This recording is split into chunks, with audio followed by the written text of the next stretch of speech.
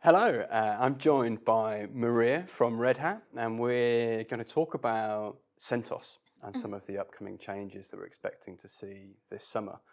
Maria, can you tell us a bit more about what this is all about? What's going on with CentOS at the moment? Absolutely, Daryl. So, as you know, CentOS Linux is a freely available, community-supported operating system, and which is a downstream of Red Hat Enterprise Linux, and has been widely popular, widely adopted by organizations of all industries across all geos. Now, due to the changes in strategic direction, CentOS project has announced that it will stop providing updates and releases to CentOS Linux 8 in December 2021, and will also do so for CentOS Linux 7 in the end of June 2024 this year. So what this means is that organizations that have CentOS Linux 7 systems running within their infrastructure, in order to receive bug fixes, CVE updates, security patches, They need to do something or they're at risk. exactly. Yeah. So they need to migrate to an alternative Linux operating system in order to continue receiving those. So this presents a huge opportunity for Red Hat in terms of the migration, as well as our ecosystem of partners who can accompany the customers in this important migration. Can you tell us a bit more about that opportunity? How big is the opportunity for partners? Right, so we don't have the exact numbers, but we're talking about thousands, if not hundred thousands of servers running on CentOS Linux. That has been, the choice, operating system of choice for a lot of organizations in the last 20 years. So we're talking a huge install base, whether it's on-premise or in public cloud. So as I mentioned, that's why it's a fantastic opportunity for Red Hat and our partners.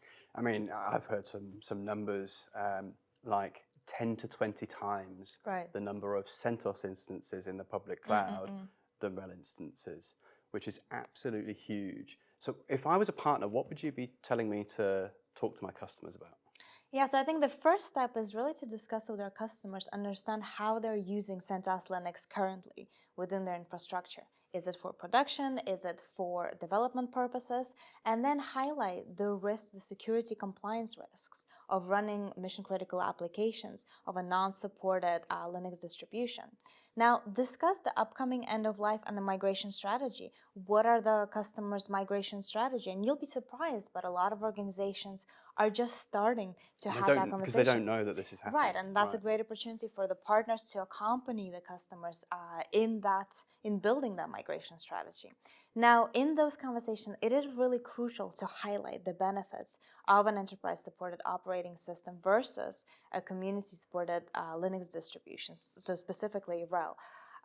And it's important to highlight that with RHEL, the customers are not just getting enterprise level support. They're getting much more, such as built-in security, live kernel patching, management and predictive analytics tools such as Red Hat Insights, predictable lifecycle cadence, and long-term lifecycle support. We're talking 10-year support for major releases with additional support that can be purchased. So it's crucial that our customers really understand the value they're getting out of Red Hat Enterprise Linux subscription, and the partners can accompany them in that, and really allowing them to get all the benefits out of it to support the innovation.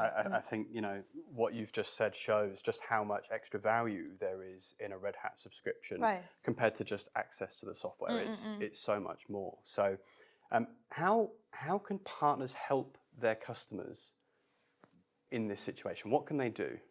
Right, so what we're seeing with the CentOS Linux end of life is that a lot of customers are actually seeing this as an opportunity to completely review their infrastructure. So as you know, today organizations are faced with increased complexity, right? They're managing hybrid footprints, on-prem cloud, they need to optimize costs, they have higher security compliance risks, they're trying to automate things.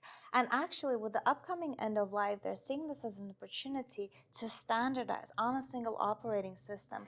Take a step back and look at the current situation and how could it be improved. Exactly, right. And find ways to optimize things, to automate their resources, to get visibility across their full infrastructure. So for the partners, there's a much larger opportunity than just a single CentOS to, let's say, RHEL migration. It's really a conversation about completely modernizing the infrastructure of the customers. Now, migration is tough, right? Migration is difficult, and that's why from the Red Hat perspective, we want to support the customers by helping them in that migration by providing technical tooling to simplify it, but also on, let's say, pricing offering perspective. So on the technical side of things, we're introducing tools such as Convert to RHEL, which helps to replace those CentOS packages with the RHEL alternatives, making it a smooth transition and least disruptive as possible. And from the pricing perspective, right, because we are talking about migration from a community-supported operating system, we're introducing specific offerings such as RHEL for third-party migration offering with extended lifecycle support, which helps the customers make that transition and get even additional time to then further upgrade to most recent versions of RHEL. All that to support the organization. Give them a migration pathway, exactly. right? They can move from CentOS to RHEL and get some extended support from Red Hat. Exactly, with least, let's say, disruption for their business. Precisely, precisely. Marija, thanks so much for your time. Thank you for coming in. I really appreciate you explaining all of that to us. Absolutely.